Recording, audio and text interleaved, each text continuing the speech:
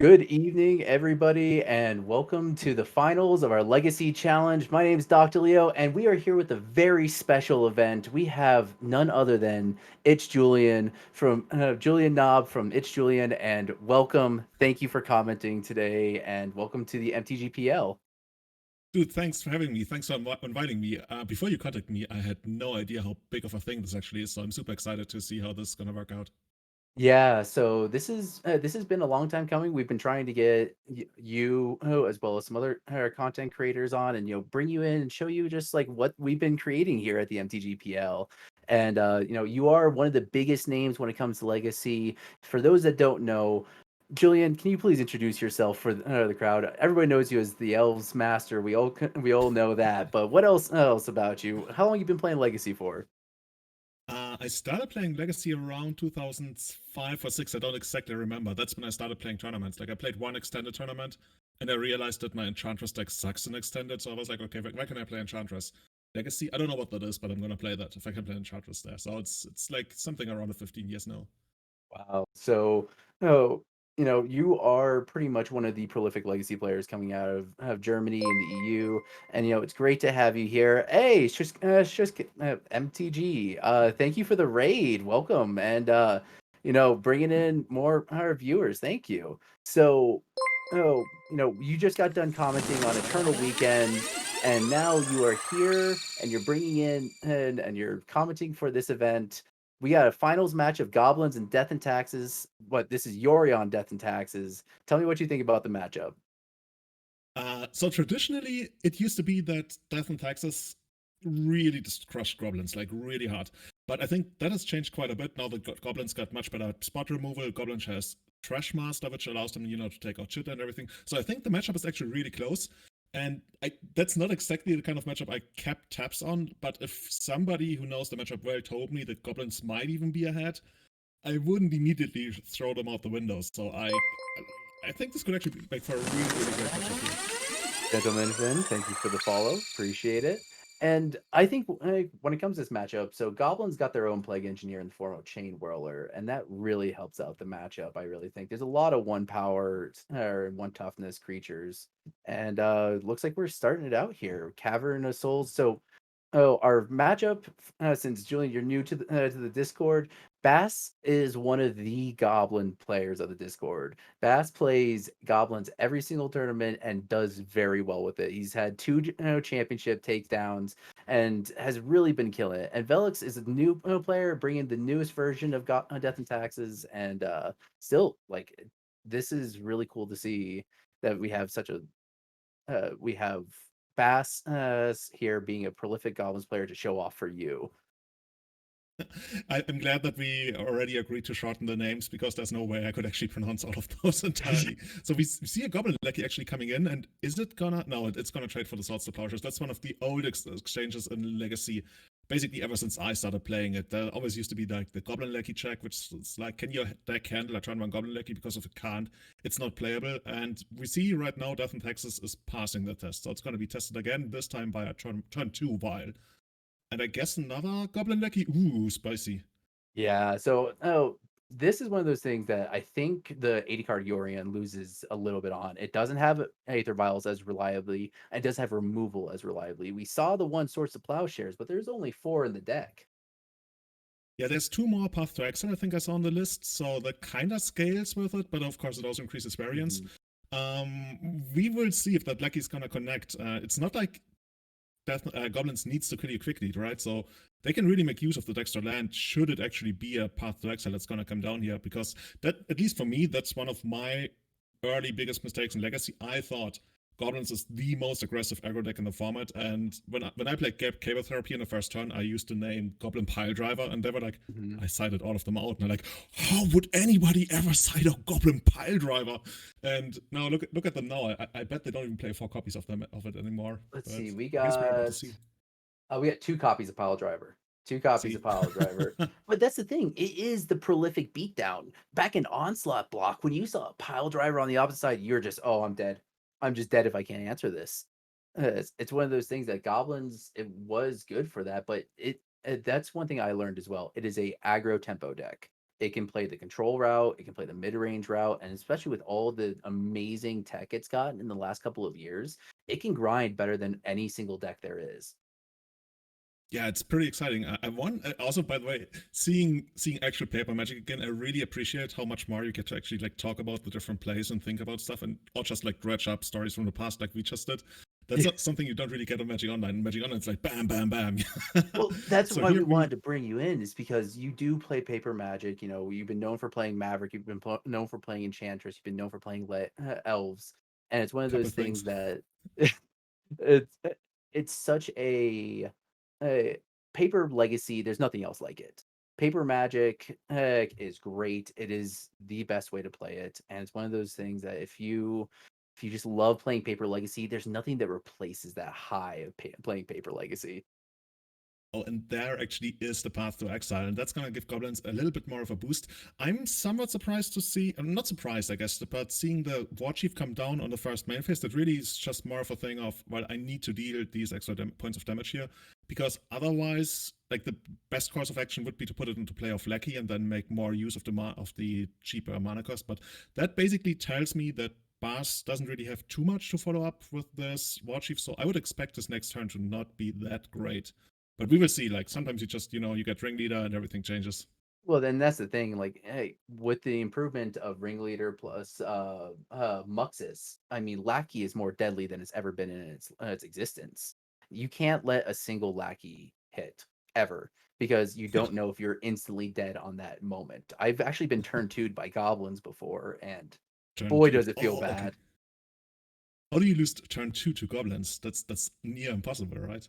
I took turn 1 Lackey into turn 2. What was the goblin? He played something. There was one extra goblin. Oh, it was a war marshal, and Goblin Lackey hits, of course, because I didn't have interaction. Puts in Muxus. Muxus flicks over Oh, okay. Slinging Okay. Lieutenant. Yeah. Slinging. It was Slinging Lieutenant, War Marshal, and another thing. And there was enough that between the damage there, I would just be drained for lethal. Yeah, and I guess there's also like this combo that they sometimes have with you can have something like Kikichiki and Yeah, the the combo new one, goblins. the one that everybody thought that would break the format but didn't. At least we said that on our podcast, but Conspicuous Snoop. we're not always right. Yeah, yeah, and Our podcast is famous for skipping over Oko because we only want to talk about playable cards in the preview episode. So I remember watching that episode. I watch pretty much every episode you put out, and all I could think of when you're talking about Oko is if it's nothing. I'm just like, I'm pretty sure this is going to be a pretty good card. I just have a yeah. feel that it's going to be a good card, and sure But enough, speaking here of we good are. cards, we see Stoneforge fetching up. I think that was a Chitta. It was a And Chitta is Jitte, one of yeah. those cards, yeah, that's gonna cause some real serious headaches to Goblins because Goblins is good at producing card advantage, but just in the true Goblin style, they produce card advantage that's basically just a bunch of vanilla creatures for the most part. I mean, they recently got a lot of better things, so I probably shouldn't like talk about Goblins the way that it used to work out because of stuff like Munitions Expert. And yeah, of course, Mixus, that's just like insane what you can do even at instant speed here. Yeah. But once Chitta gets going, it's super hard for Goblin. Yeah, and see, that's just like another War Chief and nothing too exciting. So that's basically what I thought would happen. But if this, okay, we Ooh. get a little bit of damage coming up here. This is an aggressive. Okay. So, first of all, thank you for whoever donated and donated 2 gifts. So much appreciation. You're helping to promote Eternal Legacy, the Eternal community. Thank you very much for the subscriptions. But I mean, this is a pretty fast start here, and against Death and Taxes. I mean, oh, is Bass going to remember that those war marshals that have haste? He probably, Uh, I think maybe oh, you know what he's gonna do? I'm pretty sure he just keeps them back so he can double block the Stoneforge. And that means that there will be counters on the Chitta, but at least unless the Stoneforge, the Death and Taxes player doesn't find another creature, there won't, like, basically Chitta has to sit out for a turn, right? If yeah, they that's get it true. out and they attack, they would literally need another Plains and Mother of Runes in order to attack on the following turn. That's something I do with elves. Sometimes you make like a sacrifice and just to to basically pause Jitter for a turn. And if that's the only thing you can do, that's good because that gives you an extra draw step that will maybe allow you to draw to deal with the Jitter. But we see that, do we call it Melo? Melo is not even trying to go for the Velox. Jitter. Velox, I think Velox is playing it smart and playing around the possibility of a Trash Master here. An end step, JIT when you have more information is, I think, really important. And Velox did make a body in Spirit Labyrinth. Doesn't really do much against goblins because they don't really have anything that's a draw card besides Gem Palm Incinerator being a cycler. But they do have things that as they put into hand, which it gets around. Yeah, I think the only way they could really get value out of that guy is if they cycled Jumper and Incinerator on their turn. Because if you Mhm. cycle it on the opponent's turn, then you still get to draw a card. So I think here I really like where Death and Taxes is at, but the thing is, like, Goblins, they have a bunch of top decks. Like, even just getting something like Ringleader could get really out of control, considering that Ringleader right now is just a 2 mana card.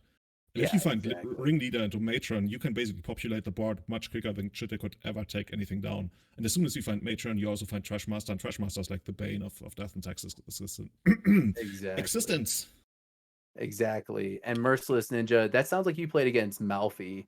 That sounds like a solid Malfi deck. Forsaken Monument today. Playing against Forsaken Monument. Yeah, that's a Malfi deck. And we got an attack in here. And importantly, Velox is at 14. And we're not seeing that many bodies. Hey, Velox is able to be produced. But I mean, Jit will have some answers. But I mean, there's a Vial on 3. Bass is drawn live to literally any goblin in the deck. And even a munitions expert is a blowout right here. Yeah. Yeah, and we're getting really close to eventually just getting Yorion and casting Yorion, which allows you to probably either find sort of. Do you have sort of Fire Dice in the main? I would guess they would have it. Or even Better Sky. Like, it's not even clear which one's better. Yeah, there's Swords of Fire and Ice and Sword of Feast of Famine and Batter Skull and Jid. Okay. You Okay, can hold create on. the ultimate Exodia. Yeah. Oh, we're basically creating Voltron. So double checking, they're double checking, and I think Bass might actually have a removal spell here. It might be that Bass has a munitions expert is trying to decide whether he wants to throw it in right now. So if he actually ends up having that, then he can crack back on the next turn for 5 points of damage, taking Redox down to 7. That's scary. That's scary. Like, even if you just get a Yorion, you can just like start throwing random goblins at the opponent, and even if one of them dies every turn because of Yorion, eventually you will probably just have enough damage to get past. It Yeah, depends a lot on, like, this is basically the critical turn of the game. Oh, and we see a double block. That's the play we expected exactly what earlier you were when, talking about. yeah. Yeah. Well, So Velox gets importantly to here, decide which goblins he wants to kill. You probably want to kill the token. So unless the echo has already been paid, then it doesn't really matter too much, I guess. yeah, I think you want to kill the War Marshal because then you can hit both of the tokens with the JIT. Yeah, you could do that anyway, right? I think so, yeah. Either way, like both the tokens or the War Marshal are going to be dead. Yeah, So yeah. either way, this JIT is going to take over the game unless Bass has a way of getting rid of it, getting a Trash Master, or you know, Velox might not have an answer for might not have a creature to wield it again. Yeah, and we're just Yeah, seeing a that's pass what I was here. saying, right? And if he's really got nothing, so he's gonna be taken down to at least 8 here. He's got the Chitter. He can get Yorion next turn, but then he needs to pass a turn again, and it's not even clear he's gonna get to 5 mana to even cast Yorion. So the goblins might just randomly overrun him. Yeah, and it looks like those JIT counters are taking out the War Marshal. Yeah, because the incidental value of haste plus, yeah, and that's last card in hand. It's been is a cavern, and looks like we're seeing here that Bass had a little bit of flood out here. So Velox, this is where Velox wants to be. This was the adaptation of putting Yorion into the deck was the fact that you can very much do this longer grindy game, which gives you game against things like Snowco, as well as any of the 4 color loam variants, stuff like that. But it gives you that less consistency. But Recruiter the Guard definitely helps out. Yeah, you could get really greedy and get something like a Flicker Wisp, or you could even just randomly grab, like a Mother of Ruins to protect your creatures and make sure that they are be more likely to connect with Jitter. The thing is, if the Goblins player ever finds something like an instant speed remover spell, then your Jitter is still gonna be kind of turned off. But yeah, I like the Stoneforge. The Stoneforge is gonna give you another equipment. It's maybe even gonna give you Buttersky. We will see. The Yeah, life I total is think really Batterskull. kind of lowish. I think Batterskull is a very good Yeah. go for here because it's a solid beater. That is a Sling Gang Lieutenant, and this game just got way more interesting here because now you start after doing basically the old ATOG count. Is okay, how many goblins am I away from dying? And So so this goblin, of course, a new Modern Horizons goblin, has enters the battlefield with two 1/1 red goblin creature tokens, and you can sacrifice a goblin to have target player lose 1 life and you gain 1 life. So okay, so look, okay, attacked in with both of the goblins, and then the one that was blocked in order to avoid getting Jitte counters, sacrifice it to drain. And this free goblin right here is actually going to stop Jitte by itself. you're getting a little bit of a RoboCop voice on my end, but I think I understood Oh, I'm most of what you sorry. said. And I think Let's see this if I game can is, adjust that. yeah. I mean, it sounds cool. It adds to the flavor. So, oh god, what is this actually? This is, oh, it's gonna be Skyclave Apparition, I would guess. It's a foil one. Yeah, that's a foil Skyclave, and yeah, that's gonna hit the Slinging Lieutenant because Lieutenant's 4 CMC. It's got to hit the Slinging Lieutenant, but the problem is with this, that free blocking that he could do by sacrificing the creature that would block the Jitte creature is now gone. There's no more free value. Yeah, we will see. I think in the long run, the Chitter probably still takes over, but it's gonna give a lot of extra draws to goblins, you would think. Okay, we just take this one out. Because goblins like still has like a pretty good life point cushion. So if you ever find something, let's say Goblin Matron. Goblin Matron is basically what we're looking for, just so we can take out the Chitter. Because as soon as the Chitter has been dealt with, I mean, eventually there's gonna be Yorion, but there's not gonna be any more Chitters to be found. I guess the next best thing would be a sort of Fire and Ice, which kinda does the same, like killing a creature a turn while putting on pressure. But this game is still pretty wide open from both sides. It's very wide open, and but I really do think that that life advantage of Bass at 22 is really going to make the difference here. Okay, we got 2 cards, and let's see. I'll check with the table spotter, see what we found here.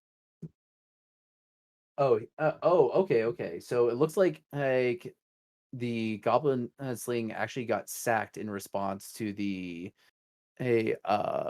to the Skyglaive apparition. Oh, and that's an end step Goblin Matron finding Muxus.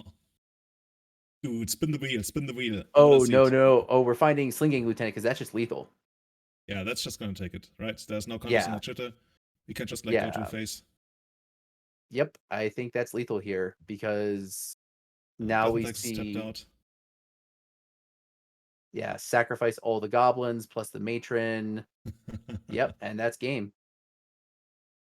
That's just like Is a it new whole angle to the way that Goblins gets to play.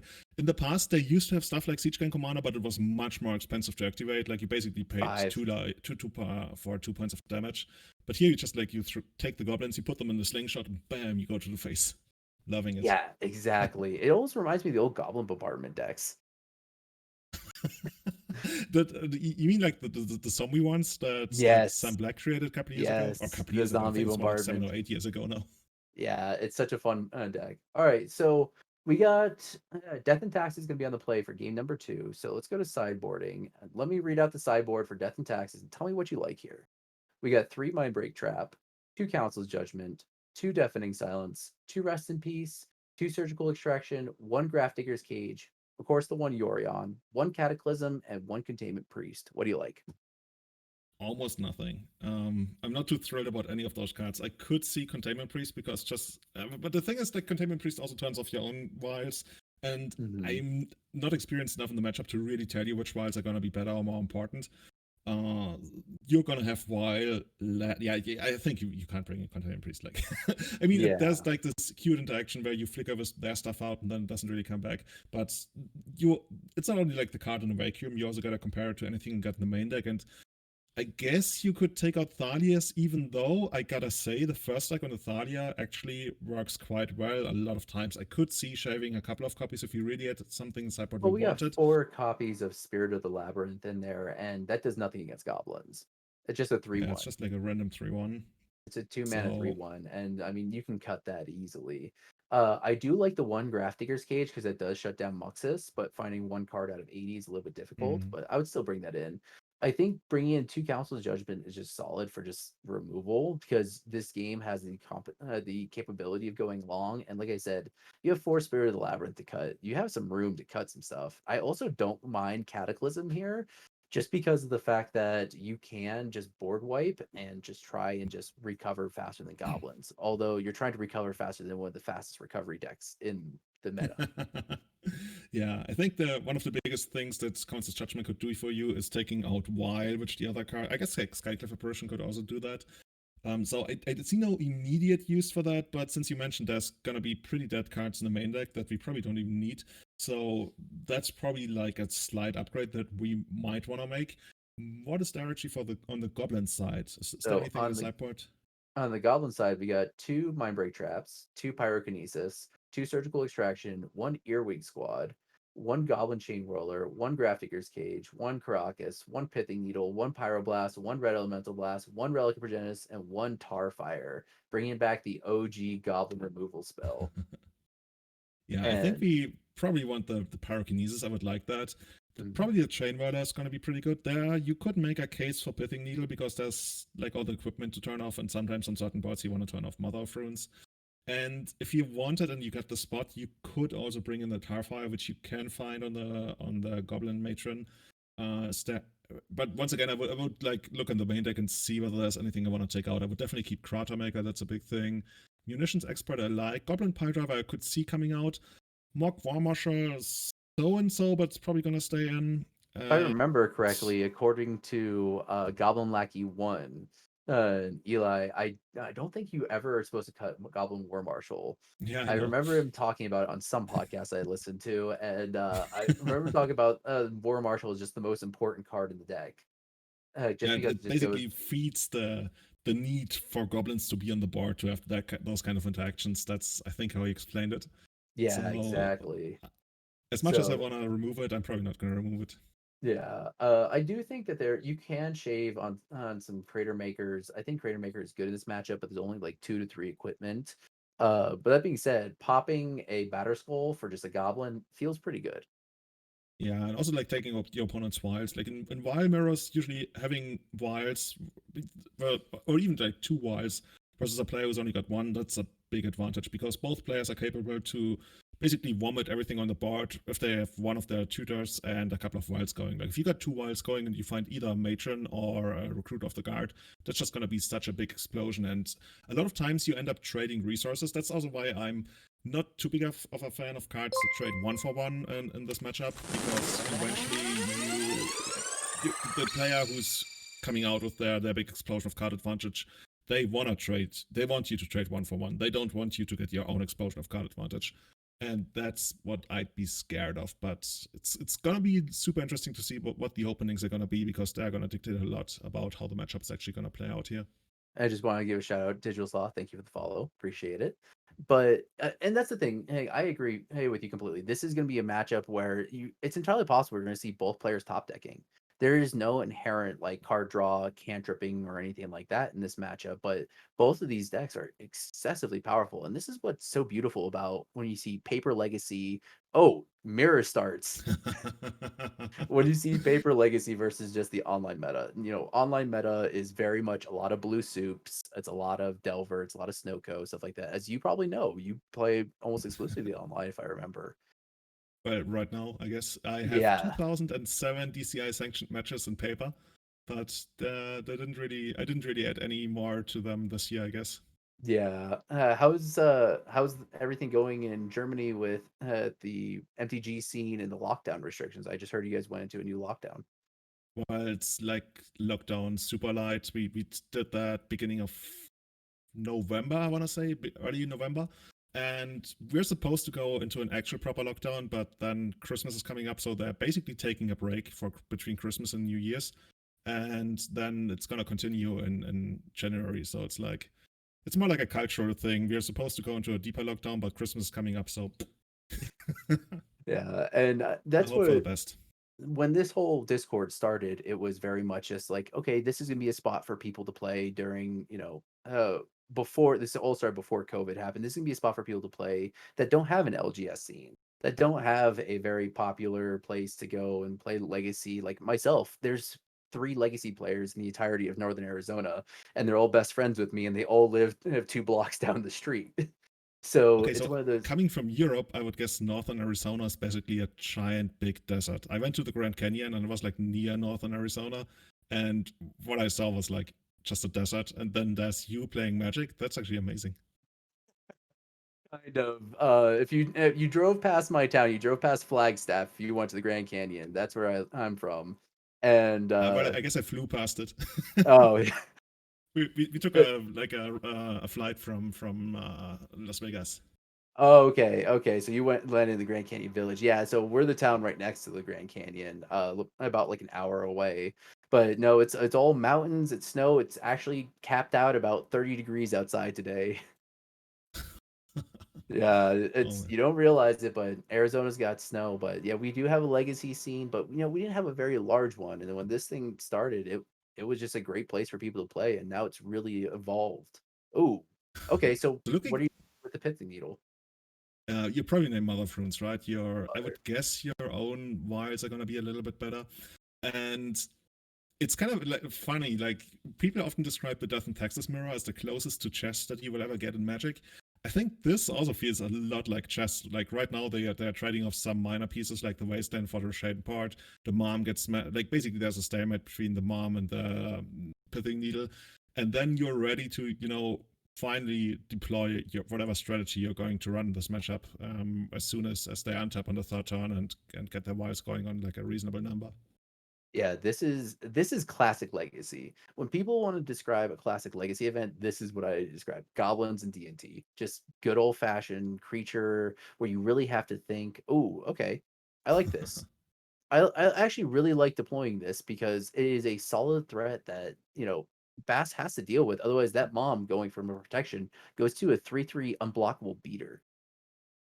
Yeah, that's one of the biggest things, right? Just like a naked sort of fire and ice, even if your creature is basically a vanilla creature like Mother of Runes, it's going to turn into one of the most aggressive threats you can find. This is basically True Name Nemesis, but it also draws your card every turn, and that's going to be pretty hard to keep up with unless you find. Is there anything other than Trashmaster now that I look at the deck list? I guess you could try to remove the Mother of Runes with your removal spell, but in No, both of the terms of removal spells are red. So unless that mother is removed now, I think that mother is going to turn into a very yeah, angry mom here. It's going to go Karen on I guess you us. could fight Krater Maker for the sort of fire and ice. That's one of the few things you could have. Yeah, Crater Maker can get rid of it. So 3 Crater Makers in the deck, and the one Trash Master. Luckily, I mean there is 4 Matron in the deck to find everything, but yeah, I don't know. I think unless Bass has a removal spell for this mother right now, this is going to get really really wild. Yeah, I think especially a deck like Goblins, you can take a hit of sort of Fire and Ice like one or two times, especially if you've got like no creatures on board. Of course, you don't want to, but once again, your catch up mechanism of basically just like vomiting through the board now that we have stuff like Muxus even, that's gonna take you back into the game if the only thing that Death and Texas really presents is like a mother wielding a sword, and Yeah. we will see. It's always so hard to judge because end of turn a wild could come down. We even see it here. So Violent 3, that's probably gonna be a recruit of the, yeah, that's gonna be a recruit of the Clear guard. of the guard. And that's not great for goblins. I mean goblins is upper game, so it's not the end of the world, but oh, dude, I don't want to be on the goblin side here. But they I must was have about to something, say. right? I was about to bring up. I think Flickerless is definitely the play here because. Oh, okay. Oh, okay. Are we seeing? Okay, let me double check with our table spotter here because Gift Flickerless flashes in Munitions Expert and is taking out the Recruiter of the Guard. Okay. Hey, yeah, I think getting Flicker Wisp adds so much value, especially if you can flicker out Recruiter, gains more life, gain another creature. But Flicker Wisp also holds a sword better than any other creature really in the deck. Yeah, and also these a bunch of damage, right? That's something like 7 a turn. That can actually close up the game really quickly there. Yeah, and there's no deck like there's no part like Mirror Crusader in the deck where you just Mirror Crusader holding a sword is a thing of just glory.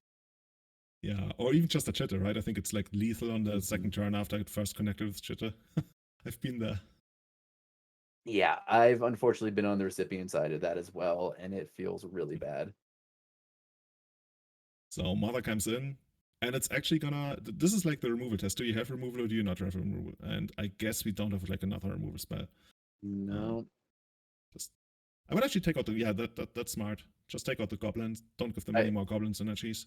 I agree because the important part about when it comes to goblins is it is a critical mass tribal deck, as you know about those kinds of decks. I've And heard a thing about them. you may have just but it's one of those things that you really need a lot of goblins on the board in order to do like anything. Like your removal spells don't do anything unless you have a ton of goblins. And so I really like just taking out the goblins, getting in for 3 each turn. This looks like a very good spot for Velox here. Okay, this And is interesting. So we have a wild activation at the end of Velox's turn. In response, we have a Flicker Wisp coming down at end of turn, which means the wild still like gets you something for 3 into play because it's last known information. But what that also means is that once Bass untaps, he doesn't immediately get the wild back. He only gets the wild back at his own end of turn. So basically, you sit out one wild trigger. Hopefully, yeah, players are gonna and play that correctly, unless but they yeah, should no, probably. they will. And it's yep, yep, they caught it. Okay, so yeah, it flickers it out at end step. Uh, in response to the activation. So it still gets a 3 drop. You still have a War Marshal, but how much is a War Marshal going to do against an active sword wielding mom? Yeah, Mom is actually the biggest threat in Legacy. Nobody knew. Just that 1/1 white vanilla creature token. That's fine. Just get in there. Angry Mother Assault. They're probably It's gonna make a gone. movie about her. It's gone full Karen mode. They should get like you guys should actually make that like the. I only absorb American pop culture through Reddit and stuff, but I know that Karens are supposed to have like a certain haircut, so maybe you can put that onto Mother of Runes and give her like a tag that says "I want to speak to the manager." Yes, yes, angry mom. Oh, that needs to happen. Mascarpone. Oh, you're the altar. You're one of our popular altars. Get on it, dude. We need you. We need to get our artist in doing that. That's gonna be the next token series. Moms with Karen haircuts. The most famous moms in world history. Oh, dude. Oh, this is gonna swing around really hard now. Okay, we got the Yeah. Goblin Matron, one cheaper. We got the Goblin Crater Maker, one cheaper. Everything's at discount here because of Mr. Warchief and his awesome shop of goblins. And that's gonna put Death and Taxes in a really problematic position. I mean, it's not like Goblins is really putting up any kind of super insane offense right now, especially considering that the Crater Maker is probably gonna sacrifice himself for the greater good. But I wouldn't rely too much on just a random Flicker Wisp getting there for 3 points of damage against one of the most explosive decks in Legacy. So it's gonna That's be true. gonna be interesting. I agree. And that was what we were talking about, the importance of mom wielding a sword is really good, but as soon as Bass was able to find a matron or anything like that, there's just tons of answers in the deck. And I think that's where the advantage really does lie with uh goblins in this matchup. Yes, goblins has artifact removal, and yes, Death and Taxes does now with Skyclave Apparition, but Skyclave Apparition costs 3, and Crater Maker finds is 2. And you can also find Crater Maker off of a Matron, while you can't find a Skyclave Apparition off of a Recruiter of the Guard. I was surprised that Velox actually offered to trade this Flicker Wisp for the Crater Maker, considering the Crater Maker was definitely gonna die on his turn anyway. I would have guessed he would have traded off for the War Chief, but of course, if you trade off for the War Chief, then you lose your Flicker Wisp. So offering the block for the Crater Maker actually makes me feel like he really wants to go into a racing game. And I guess if you have Swords of Plowshares, that makes a lot of sense because Mm, you know that thing is going to be taken away anyway. So now you can crash in for 4, or at least for 4, depending on what you draw, of course. yeah, And considering that you're also going to have Yorion available somewhere down the road, Flicker Wisp isn't the worst, especially if you can find something to go with it, right? exactly. And let's see if there's any I don't see any. Yeah, there's no Charming Princes here. So the only other Flicker Wisp effect is Flicker Wisp itself. But instead of, Charming Prince, there's a Tithe Taker, there's a Walking Ballista, there's a Stone Coil Serpent, and like an Ether Sworn Cannabis. But yeah, I don't Yeah, know. I think hey, having a solid Flicker Effect at 2, Charming Prince is so important. I guess once you add Yorion to your deck, you get to live out your wildest fantasies that wouldn't be possible in a 60 card deck. Like That's Tithe true. Taker and Stone Cold Serpent and Death and Taxes. I guess that's part of the appeal. No Palace Trailers in the list, at least according to what I see here. Palace Yeah, Trailer, a really cool card as well. yeah. Once referred as the White Jace the Mind Sculptor has been It removed. is. Oh, okay, we got a Stone Coil Serpent. You gotta help me out. That thing has reach, trample, protection from multicolored, and it's like an XX, right? That's how it works. Yep. Reach, Trample, Protection for Multicolor, enters battlefield with X+1/+1 counters on it. So this is a 5/5. That's actually a 5/5 trampler is kind of hard for goblins to really deal with, especially when you don't have a board or really an effective Aether Vial. Yeah. I think once again it comes down to, are you gonna be able to find Trash Master? I guess Trash Master could take it out. But Trashmaster in can. the short, like even in the short run, that Flicker is actually probably gonna be proven pretty problematic. Like, yeah, it's nice that we found the Mock War Monster, but we still have like a 5/5 blocker and a 3/1 flyer. So This might be Goblins going yeah. this might be going to a game 3, but once again, we can't tell off because I mean there's so many different avenues of approach, and any top deck for either player can really seal it up. I mean, if we're talking about top decks here, I think honestly, Walking Ballista is one of the best top decks that Velox can have right now. Just having a Walking Ballista on 2 to ping away 1 drops, 1 toughness creatures, and just pump every single turn, it's pretty good. Yeah, this makes these wild mirrors one of the harder matchups to commentate. If you watch like the Snowcomb mirror, Oblivion and one Hordes. player is comfortably ahead and they're holding like 4 Pyroblasts. It's like, okay, let me tell you a story from my youth. But here it's like, oh, this could be on every game. Like every single turn could be critical. Yeah, We and come in for 8 points of damage. yeah, that's a lot. That's lethal next turn. By the way, did you see that giant dice that Bass has on his side? Oh, That actually apparently is his life total. That's huge. I think that's the biggest dice I've ever seen. I had one that size actually lit up when you'd roll it. It was my favorite from when I was a DM. So it's 6-17 right now, and we does that vial tick up to 5? The vial is ticked up to 5, and looks like Yorion has been put into hand, and that is a vial that can have an instant speed Yorion.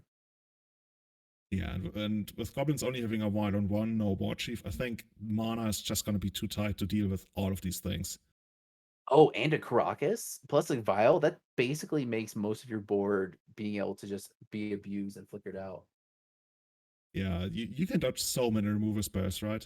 Like the only way goblins could actually win from this point would be something like super tempo based, where you present something super aggressive and they're forced to use their Yorion and the Caracas, and then you still got enough to get there because afterwards you're never gonna get there. Is And I Chain think Whirler enough then? Chain I Whirler don't think so. could probably do it. Chain Whirler kills Mom. It also kills Flicker Wisp, but I mean it's not big Yeah, enough for the Stone Coil Serpent. yeah, we'd still save all of our creatures, right? Kinda. Not really, I guess. But basically, goblins right now has an issue dealing with big fat creatures, and it doesn't look like they're gonna be able to do something about that, especially since those creatures are gonna have, I guess tramp is a form of evasion, so goblins needs critical mass and they need it fast, and it doesn't really look like they're gonna get there anytime soon. I think like, what Goblins needs here is probably uh, it's got to be Trash Master. It just has to be Trash Master. Always comes down to Trash Master. Trash Master forces the play on the vial. It also it also gets rid of the Stone Coil Serpent and slows down the clock. But I mean, still, Yorion is a 4/5 beater in the sky. The Man, natural weakness of goblins: flying snakes, snakes on a plane. Oh my gosh, it's true. That being said, I do like my Goblins matchup when I play against it. It's such a fun matchup just because of the fact that there's so many things you could do in this matchup. But I I don't know if Goblins has a comeback here. And looking at the deck list, I think it's I mean technically Pyrokinesis can do it, but you need to have a second red card to exile in your hand, and Bass is only a one card. I guess you could hardcast it from how many lands we actually have at this That's point. true. That's true. But yeah, we're just too far behind in the game of big fat creatures. And yep, we are seeing an end step flicker out and looks like Oh, oh, Tarfire. and Tarfire is Yeah, and I think we're going to game 3 here. yep, and yeah, we're going to a game 3. So everybody, thank you for tuning in. Thanks everybody for tuning in. We are the MTG Paper Legacy Discord, and we have a very special guest here, and Julian Nav. And Julian, you want to plug that awesome podcast you're a part of if you want to listen to some good Magic podcasts, specifically about Legacy. Oh yeah, so if you like Legacy, if you wanna listen to, we call it the most deceptively named podcast in Legacy. It's the Everyday Journal, which releases twice a month. And check that out on @EternalMTG on Twitter, or just go to my website, ItsJulian.com, and that's also where we post new episodes. And by that I mean you just subscribe to it on, I think it's not even called iTunes anymore, wherever you get your podcasts, and search for Everyday Journal. And that should be us. I think there's a church in New Jersey, and they actually own the domain everydayjournal.com, and they have owned that for 9 years and they haven't used it yet, and I tried to buy it from them and they just don't respond to me. I mean, yeah. Some it's some dude in a college dorm just decided to buy it when he learned how to play Magic for the first time, and then has not done anything with it ever since. But it's actually a real church. Like I stalked them pretty hard because I figured like this can't be a thing. But I guess Eternal is like some divine concept or something, and that's why they own it. And I tried to contact them on many different levels, but I just couldn't. So we're not on everydayeternal.com, but maybe we're gonna have a new website like pretty soonish with a bunch of new features. So, but for now, it's julian.com. This thing over here, and you can also watch my Twitch stream on twitch.tv/itsjulian. Not able to ever catch the stream, but I comment a lot on your YouTube channels, and I watch almost every one of your Oh, that's YouTube you. videos. Yeah, that's me. That's when I asked you. I was the one that asked you to put deck text in at the very beginning, and the very next VOD you put up, you said, "So I guess there's some people that really want to see the deck text on YouTube, so let's start talking about deck text."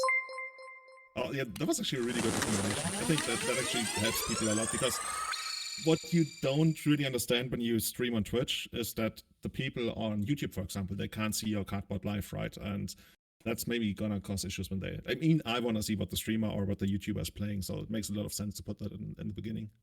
Yeah, and thanks for doing that. I mean, I appreciate it. I watch a lot of your stuff, and it's you play some decks that I really enjoy watching. I always love watching elves go off. It's such a fun thing to do. I mean, it when you go on those glimpses into natural order, I think that's honestly, if it wasn't for Gaia's Cradle, I would own elves. In fact, I owned like 80% of elves, except for the Gaia's Cradle, and I gave it all to my good friend Cody, who wanted to start playing Legacy elves. So, Yeah, oh, it's an amazing deck. It's tons of fun. There's like super tiny little avenues and stuff that you can improve on, like even technical stuff. But what I really like about the deck is that it's not only this big explosive combo deck that you always see, right? That's the highlight play that you see. But it's one of the most grindiest decks in the format. Like without Deathrite Shaman, it lost a little bit of tactical diversity, I want to say, but on a strategic level, it's still incredibly deep and it presents opponents with like lots of tough choices. And that's what I want to be doing in Legacy. I basically want to put them on the spot and make them make decisions that they don't want to make. That's actually a quote I stole from a famous poker player who said that's basically the key to being a good poker player is making your opponents make decisions they don't want to make. And I feel like that's what you do a lot with IVs.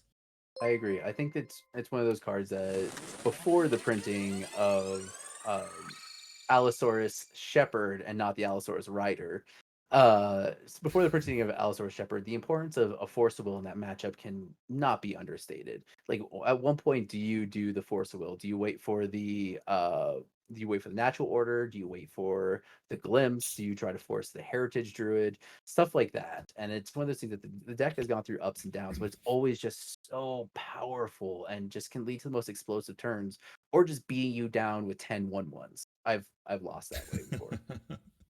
Yeah, that's actually the most common way you win after sideboarding against a lot of decks, that you just like get there for 3, for 4, for 2, for 3, and that just adds up. And all of a sudden they're like, dude, I never saw any relevant spell and I did still died.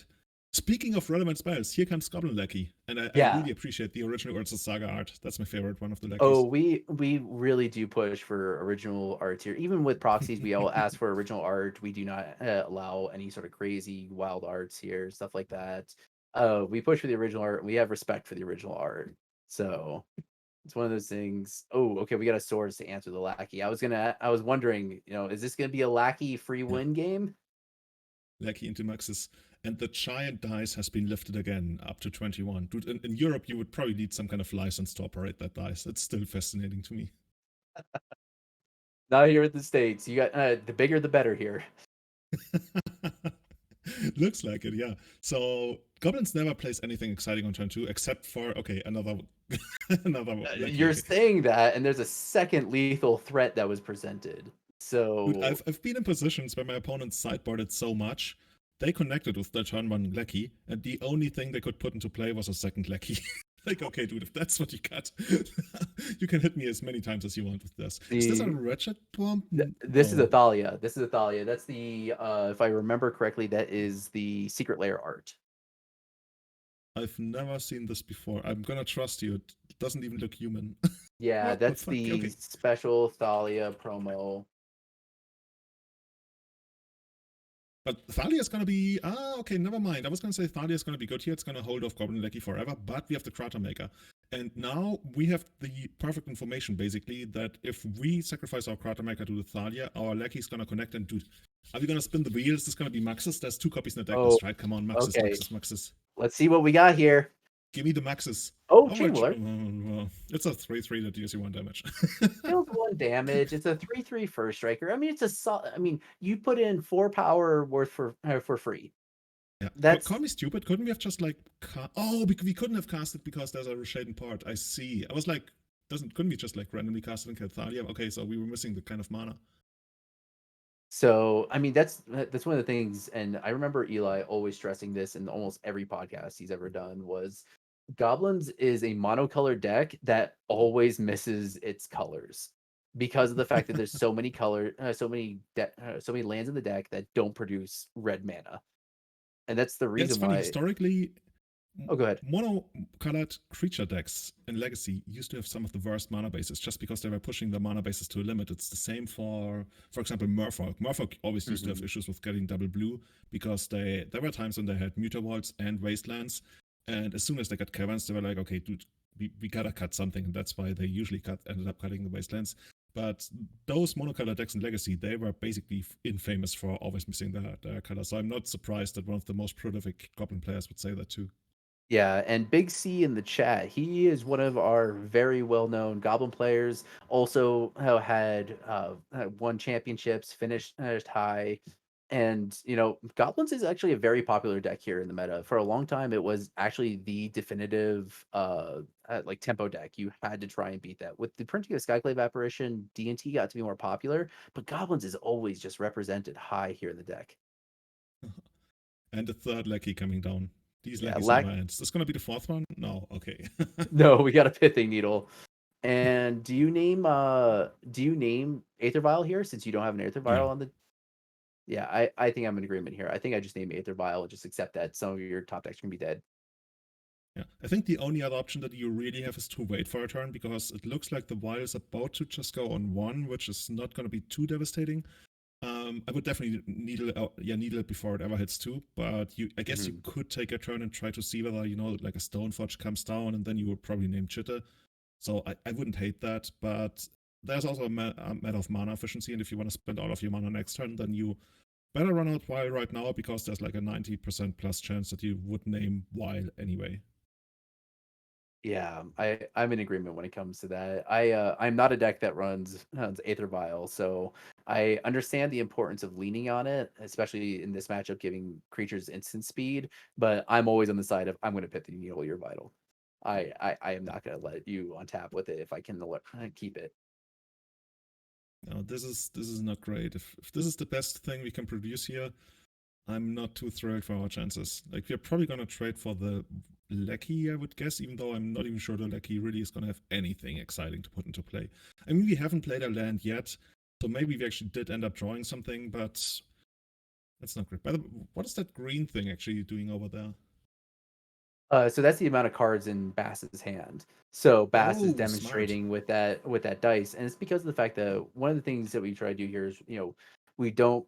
Luckily, we've never had issues with cheating. We've only had one, like way back in the day, I thought and you were going to say we only had one who was way off cheating. Like he no, would no, drew no. like This is 7 before we cards a even turn. had. This is before we even had tournaments. This was a long time ago. This is when we first started off, and it's one of those things that was the last time we ever had issues with it. But one of our rules on the Discord is that you keep your hand on the screen when you're not using it. That way, Mhm. people can know, as well as the fact that it's just good stream etiquette. It's another Spirit of the Labyrinth. Has that been all three? Has that been three copies, This or is is it? this is like a 40 card theme deck or something. And my friend Tom with that ridiculous long name in the chat, he's actually making a really good point that Death and Taxes really doesn't have too many creatures that actually can block a chain whirler or at least trade for it, because that's exactly the kind of size and body. And I think it has first. Does it have first strike as well? I'm not even sure, but Yeah, it's it's a gotta three be three pretty first rough. striker.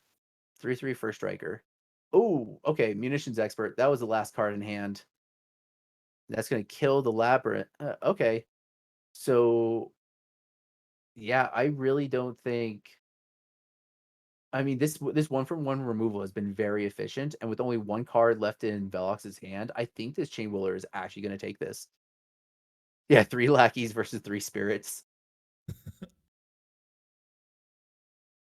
So once again, Yeah, it's probably going to be a thing of can you draw some. I mean, here even a recruiter wouldn't be all that great because our wild has been turned off, so a recruiter would be insanely slow. So we basically want a really good blocker. And dude, I'm actually let me take a look at the deck list whether there's anything I could even find in the Goblins and the Death and Taxes list that I'd wanna draw. I guess Skycliff. Oh yeah, Skycliff Apparition could take out the Chain Skyclave Whirler. apparition. Yeah, Skyclave apparition does it very well. Just give me a clean answer.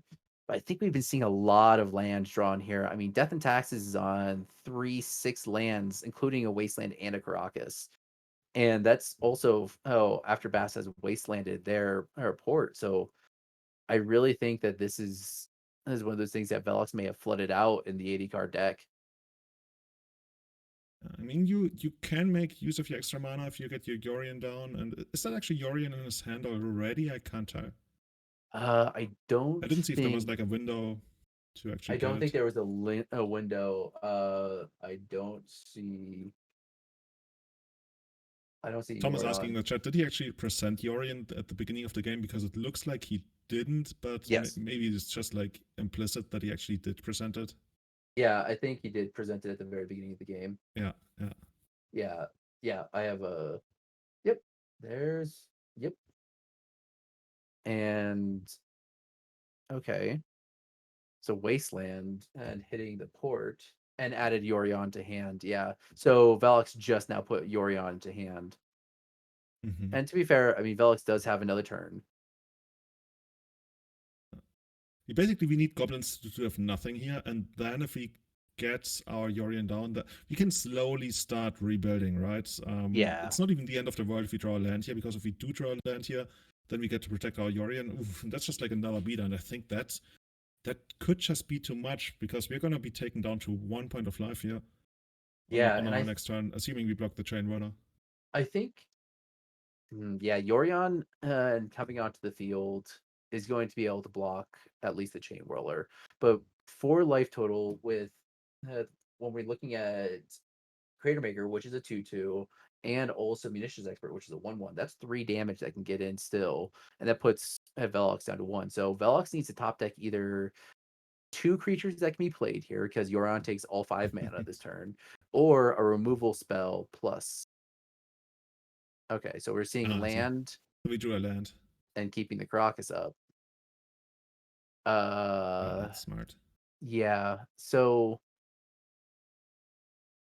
It's interesting yeah, that, well, I guess we couldn't really stop that anyway. I was gonna say it's interesting we keep the Caracas up in case they draw Wasteland, then they could like, but we wouldn't really mind about that because we don't present a removal spell for the Yorion anyway. So that's something that might come up in the future, because right now Goblins is in the driver's seat, and Death and Taxes really is only ever gonna come back if Goblins, yeah, some. Oh, Oh my god, and Caracas! that's the game. Oh, top That's deck. the game. Oh, the top deck. Oh, just present it. Just present it. Oh, okay. Okay. Just Oh, the you can't just even the do that. You can't even do that. You don't even have priority, but it doesn't matter.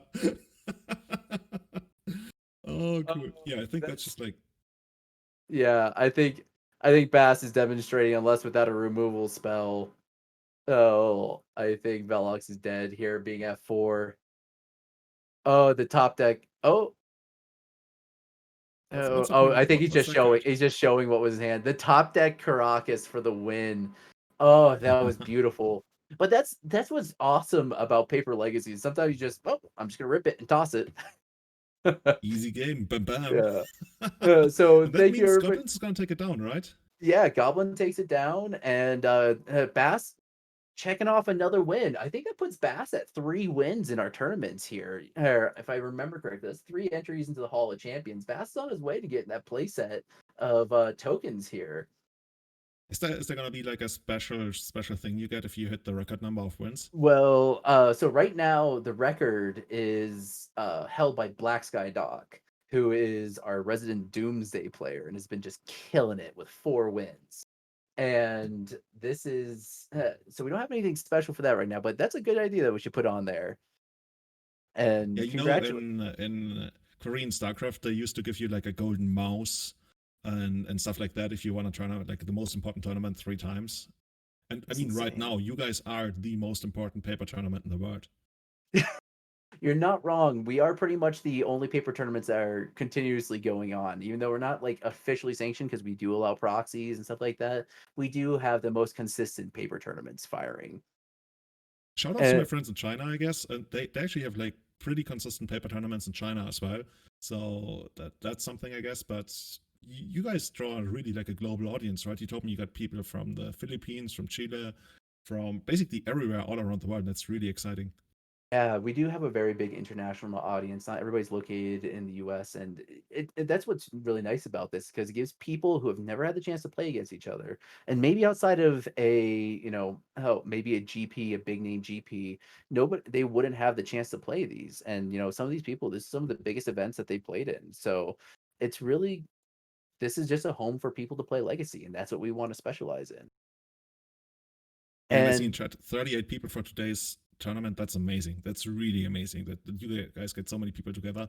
So I had no idea that this was going on, but I'm definitely going to tell more people about this. And I think that's a great way to grow the community for anybody involved, like whether you're watching, playing, or organizing, to just like spread the word. Well, what's your Twitter account again? So our Twitter account is MTG Paper Legacy. And then Followed. if anybody's curious about for the Discord, they can hit exclamation point Discord in the chat, and it'll hit them up with a link to join the Discord and just hop in and play some Legacy. So we're gonna switch back to a more open ended. We had a great time watching Goblins and Death and Taxes, and we're gonna bring in one of our other co-hosts. Host Mike Diff, who is our resident elves expert, and we're just gonna hit you up with some questions and stick around, everybody. We're Awesome. gonna hang out and play a couple, just talk some Legacy and talk some shop. Oh, is that the Lego Boba Fett? Yeah, Oh, yeah, jealous, exactly.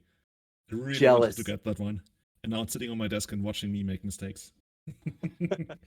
So we're gonna have a quick break, everybody, and we'll be right back here in just a second.